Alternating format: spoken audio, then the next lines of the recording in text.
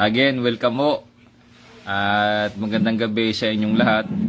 Welcome sa ating segment na Vox Populi, Voice of the People. Ito po ang inyong host, Susukgang Jr. O de Alteram Partem, let us hear the other side.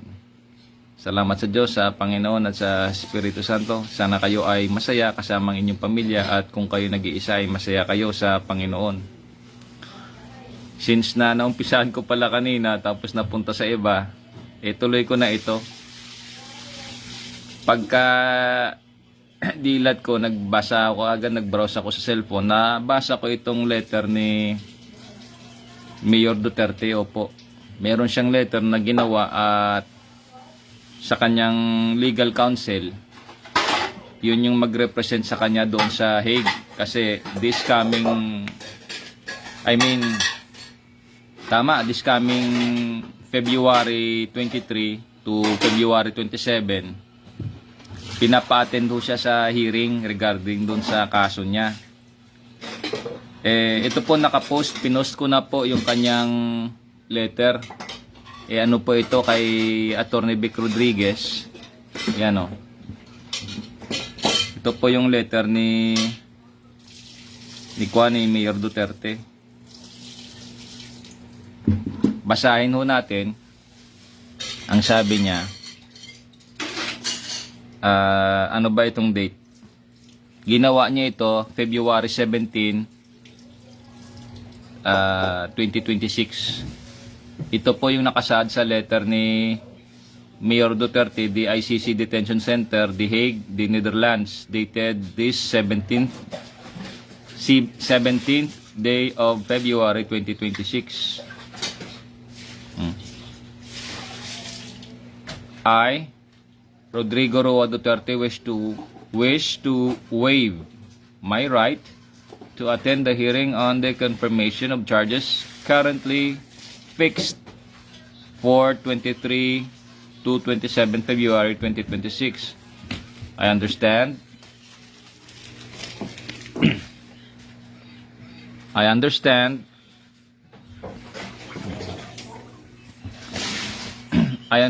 that the consequences of my waiving this right, which has been thoroughly explained to me by my counsel, and I trust him and his team to challenge the sufficiency of the persecution evidences on my behalf. I do not wish to follow these proceedings. Iksian ko na lang ho. Ano po ba yung pinopoint dito ni Mayor Duterte? Ang pinupunto ho niya, sovereignty in jurisdiction. Ay salamat naman at siyempre, abogado siya at mayor presidente pa yan Yun nga yung pinopoint out ko nung March, nung hinuli siya. Ang dami kong comment doon, tinadtad ko sovereignty in jurisdiction. Ngayon, tingnan ho natin yung definition ng sovereignty. Ito po yung sabi ng sovereignty sa Google, sinearch ko po, meron ditong 5 sources pa. Pero ito yung source na nakita ko. Sovereignty, ito, law defines sovereignty. Sovereignty, the supreme independent authority of a state to govern its territory, make laws, and manage internal/external affairs without external interference. It encompasses internal control over citizens and external autonomy in international relations, grounded in principles of non-intervention and equality among states. Ito yung ICC, napaka-demon yung ICC na to. Hindi naman yan citizen si Duterte sa Hague. Bakit mo kunin dito? In short, that's a short of saying na kidnapping. Basahin nyo na lang ho yung letter ni Mayor Duterte. Talaga hong masasaktan din yung loob ninyo. Kung hindi kayo masasaktan, baka maantig. Ganun lang ho. Talaga hong, kaya nga sa comment ko, yung sovereignty in jurisdiction, nilagyan ko doon ng walis, tae, tsaka yung ICC, tsaka yung butas. Kasi yung ICC, tae yan pagdating ko sa, maigi pa nga yung salin pusa kasi pusa ito yun, salin tae. Basura. Wala ho siyang soberanya kay President Duterte, kay Mayor. Sabihin na lang natin kay Mayor kasi si Mayor citizen na Wala ho siyang soberanya kay Mayor Duterte, kaya ho walang grounds yan Kumbaga nag-angas-angasan na lang yun sila Jurisdiction, wala silang jurisdiction dyan. Kung may nag-file ng complaint doon, dapat patunayan muna dito sa local court. Dapat meron muna ditong pinaka-basic dito. Kasi meron tayong batas dito sa sariling bansa natin yung soberanya na sinasabi. Yan ang jurisdiction yan. Ang tanong doon yung Rome Statute. Gusto ko pa nga kayo turuan sabihin ba, kailan ba yung Rome Statute na yan? Yung ICC. Titingnan natin yung history niyan. Ibig sabihin, mas nauna pa ba yung ICC kaysa Pilipinas? Ang tanong, kung nauna yung ICC halimbawa, may jurisdiction ba sa Pilipinas? Yung ICC ba ay Pilipinas? Ano ba ang role niyan sa International Criminal Court? Ano ba ang jurisdiction sa bawat bansa kung magpa-member? Hindi na nga tayo member Tsaka halimbawa, kung member man yung isang state, kasalukuyan si Mayor Duterte, citizen na yan siya Dapat itrato siya muna doon sa local laws natin, sa jurisdiction, sa soberanya ng Pilipinas, hindi yung soberanya ng Rome Statute. So ganun when it comes pa lang doon sa sovereignty in jurisdiction, yung ICC wala sa ayos mga demonic, mga ugok yan. Kaya ako nagsasalita rito dahil naalala ko nung 2004, nag-attend ako sa isang seminar dyan sa Coast Guard Education and Training Command. Doon ko nakita na bawat bansa naka-color coding. Naka-color yan, tapos alam nila kung anong droga yung pinoproduce. Bakit hindi ma-issuehan ng hinayupak na ICC na yung mga bansa na involved sa droga, yung mga presidente dyan, bakit inalaw nila yung droga dyan na mag-proliferate? Mag-proliferate. Ayun. Kasi merong mga ICC judges diyan na nandyan taga anong bansa, mga involved sa droga. Ba't nandyan sila? Ba't hindi nila mapailan yung mga wala kayo sa ayos So basahin nyo na lang yung letter ni Mayor Duterte. Talagang nakakasama ng loob. Kaya paggising ko nabasa ko yung ganon, yung pinost ni Atty. Rodriguez. Talagang gusto kong mag-live dahil ma-airba yung hinanakit. Tama yan, huwag ka umattend. Ngayon, ang bilin na lang ni Mayor sa kanyang sulat, kung mamatay man siya dun sa kulungan, pero yung kanyang puso at kanyang kaluluwa sa Pilipinas pa rin. Ganon ka pait itong nangyari sa Pilipinas ngayon. Talaga sinisira tayo from top to bottom from the inside out. Gabaan ka rin. Ikaw na nangako ka sa Pilipino tapos ginanito mo kami. Talagang kita sa mukha mo, tanim ka ng dragon I-DNA ka na lang, bahala na sa iyo ang Diyos. So panawagan ko Amerika, tinraidor kayo Sana magising-gising naman kayo. Tanim ng dragon ito, kita sa mukha Ganun lang So, dyan na lang muna tayo magtatapos kasi sabi ko nga, sovereignty and jurisdiction lang Yan pa yung mga kinukomment ko nung last year pa. Kaya isa siguro sa natag ako doon, nakita na, supporter pala ni Duterte ito Siyempre, binabanggit ko doon yung konstitusyon Constitution versus doon sa Rome Statute. Wala sa jurisdiction yung Rome Statute citizen na yan siya. O dati isang presidente, tama. Sana nung pinailan nyo siya ng kaso, ba't hindi nyo tinuluyan? Dahil no 2019, nag-dismember na.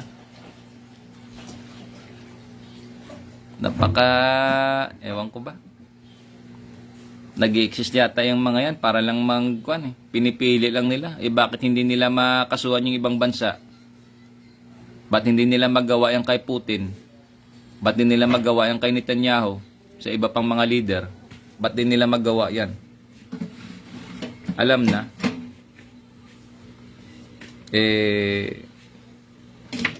Laws for you, but not for me. Selective justice. So therefore, ang suma total niyan, it's injustice.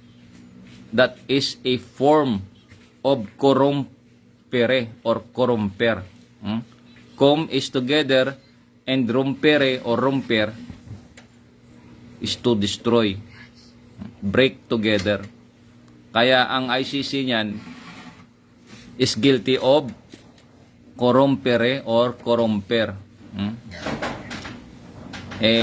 Ano pang ibig sabihin ng isang corrompere? It's corruption. So that is corruption. So ICC is an international criminal corruption court. Animal kayo. Wala ho kayo sa soberanya tsaka sa jurisdiction. You do not have any sovereignty and jurisdiction over any persons dito sa Pilipinas. Wala ho. Wala ho. Kung mabasa niyo yung letter niya, talagang nakakaano ng loob, kakaantigo ng damdamin. Saan ka makita niya nagserbisyo ka, naglingkod ka sa bayan mo, tapos gaganunin ka. Ewan ko ba sa inyo, Amerika? Pasalamat lang, masabi ko lang talaga, ganito, na ako pinanganak dito sa Pilipinas, hindi ako presidente ng Amerika. Kasi kung ako presidente ng Amerika, ewan ko lang. Nasabi ko sa inyo. Ang pagtatraidor nyo rito, may DNA kita sa mukha Kahit na hindi na nga kayo i-DNA, kita sa mukha nyo, kita sa mata, kita sa mukha nyo So ganun kayo. Ngayon sunog na kayo. Sunog na kayo. At buong mundo nanonood sa inyo. Sunog na kayo. Ano pa ngayon yung gagawin nyo? Sirain nyo na lang kami ngayon dito bilang isang bansa. Hanggang dyan na lang kayo. Yung pinuno yung Diablo, yung tanim kayo rito, tanim kayo ng dragon. Sabi ko talaga, isa kayong masarap na salot. Isa kayong masarap na salot na sinisira nyo kami utay-utay. Inuutay-utay nyo kami. Taken from credit sa isang manggagamot dito na 90 years old na siya. Opo. Ang sabi nga niya, pangiti-ngiti lang siya, inuutay tayo ng China rito taken from the wise man kasi matanda siya, di hamak nasa 80 plus na siya noon nung nagkita kami rito, tapos nag-usap kami regarding sa China. At i-post ko muna sovereignty and jurisdiction. Sulat ko rito para makita ninyo yung ICC is salin tae. Tae ho yan yung ICC. Isang napakabastos na tawag nito, nakapangyarihan na wala ho sa lugar. International, wala nga kayong modo basta na lang kayong manguha ng tao rito. So ganun basahin nyo na lang yung letter ni Mayor Duterte. At siguro na picturean ko naman, i-post ko na lang. Saglit lang i-post ko na lang para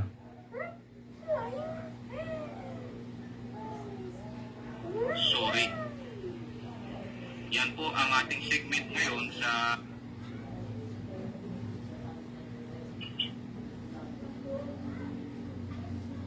saglit lang kasi naglalag pa hindi pa makaregister yung isa kong cellphone.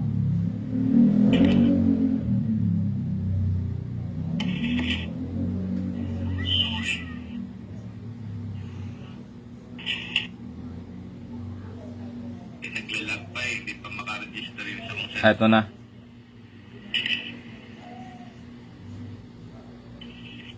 Yan. Yung ICC, wala ko sa ano eh. Ay, wala pa rin. Wala.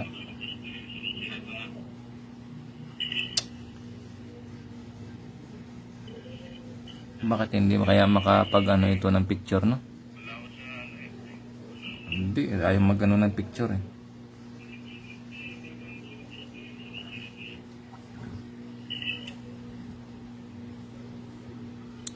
Yun na lang ho.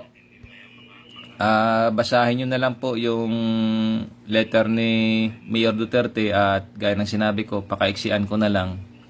Yung ICC ho, pagdating sa sovereignty and jurisdiction, wala siyang wala siyang jurisdiction sa isang tao. Yung complaint na po iyan, that's a form of harassment. Ano yan kumbaga gawa na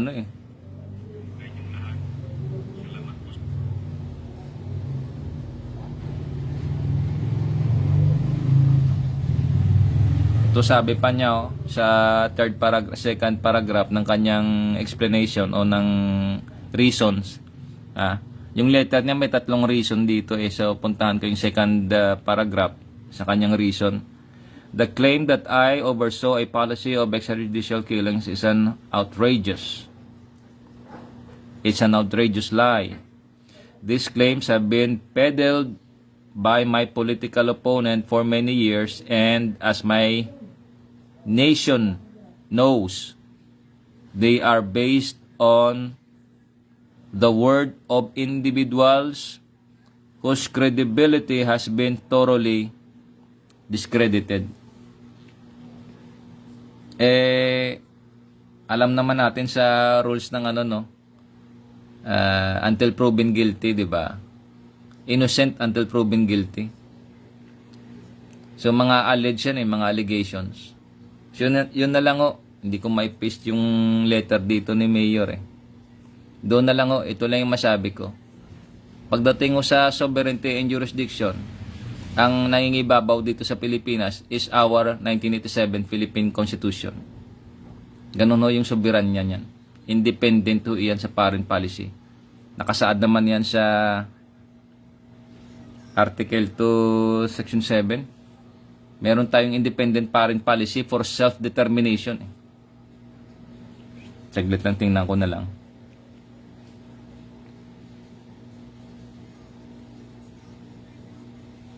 Yung Rome kasi, Rome Statute na yan, tsaka yung ICC sa Hague, considered niyan siya na foreign na tawag niyan. It's a foreign entity.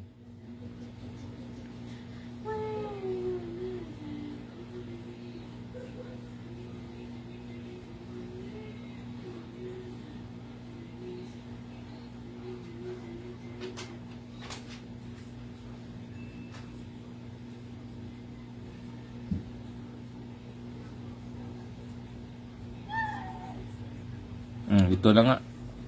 Article 2, Section 7 nga.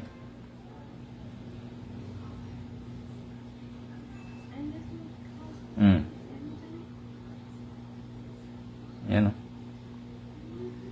One of the binabanggit dito sa Section 2, sa Article 2, Section 7 is the state policies. Isa sa mga prinsipyo, mga polisiya.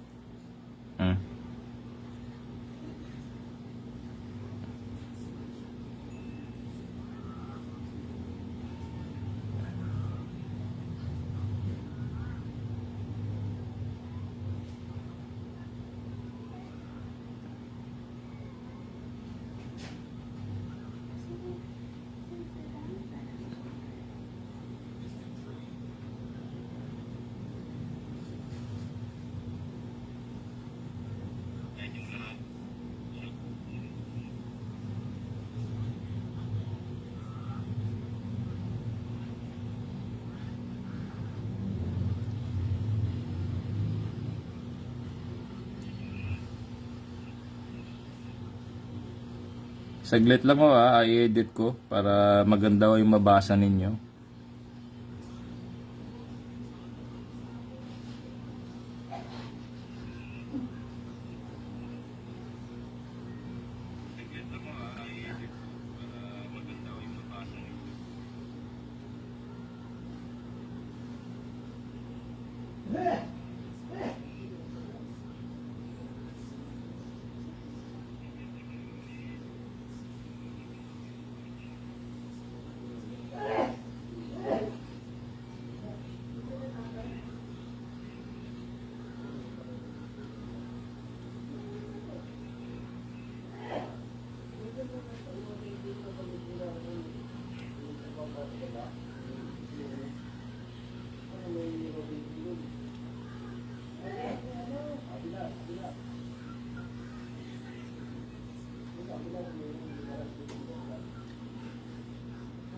Yan. It's a state policy.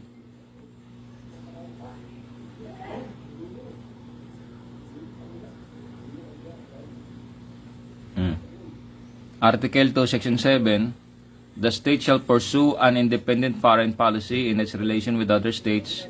The paramount consideration shall be national sovereignty, territorial integrity, national interest, and the right to self-determination. It is not self-determination kung isurrender mo yung tao dun sa bansa na hindi naman kanya. Ganun, no? So, I don't know kung nasama yan sa impeachment complaint. The culpable violation of the Constitution, the betrayal of public trust. I don't know if that is considered treason kasi wala naman tayong gera. Pero siyempre, pag kinuha mo isang tao, that's already a state of, that's already a declaration of war. Parang kinuha mo ba, inabduct mo yung tao? I don't know, alam ito ng mga legal minds eh. Siguro iwanan ko lang dito yung tanong yung ibang mga lawyers dyan na kung sakali man makarating ito sa kanila, if the abduction of a Filipino citizen, in particular the Mayor Duterte, who was, siyempre mayor siya eh. Diba? Tumatakbo siyang mayor kasalukuyan at nanalo pa nga. Eh, kung yan, siyempre tao na siya ng gobyerno, no? Naging mayor siya ulit. Siyempre tao na, pangatawanan ng gobyerno yan. So I don't know if that constitute a war. Kasi kinuha mo na eh. Nag-encroach kayo eh. Kinuha mo yung kwan. If that is treason, if that is considered an act. Kasi siyempre kinuha ng ibang state yung tao mo, anong tawag mo doon sa nang kidnap sa kanya o kumuha sa kanya, anong tawag doon? Eh sabihin nyo na, wala naman tayong gera. Eh hindi naman hulat ng gera, nagumpisa sa bala eh. So yun lang ho. Again, basahin nyo na lang po yung letter ni Mayor Duterte, at least makita po ninyo yung sitwasyon niya doon. So hanggang dito na lang po, at yan po yung nais kong ipaabot sa kanina sa inyo nung paggising ko, nabasa ko yung ganun. Yan po. So ang tanong is, the ICC has jurisdiction, yung ICC ba may jurisdiction kay Mayor Duterte? Bay wala ho eh. Sovereignty and jurisdiction, una citizen siya ng Pilipinas, tapos nahalal pa siyang mayor. Kasalukuyan tumatakbo siyang mayor nung time na yun eh. Ba't siya kinuha? So gano'n na lang ho, makita nyo naman sa letter kung sino ho nagpadala sa kanya doon. So may mga violations ulit sila dyan. O bahala na yung mga legal natin na mga luminaries. Bahala na dyan yung Supreme Court kasi talagang dapat makialam ang Supreme Court dito sa ganyang status. Opo. Kasi the final arbiter and the highest law in the land is the Supreme Court. Paano yun kung kinuha yung citizen mo? So yun lang ho ang aking maiwanang tanong sa inyo. Isa siguro sa malinaw by common sense na yung ICC wala hong jurisdiction. Wala hong jurisdiction, wala hong soberanya sa isang citizen ng Pilipinas. Yun na lang ho. Salamat sa Diyos, sa Panginoon at sa Espiritu Santo. Again, ang ating topic ngayon is yung sovereignty and jurisdiction of the ICC. Alam nyo na ho yung pwedeng isagot doon by common sense. Again, salamat sa Diyos, sa Panginoon at sa Espiritu Santo. Ito pong inyong host, Susukgang Jr. o de Alteram Partem. Amen.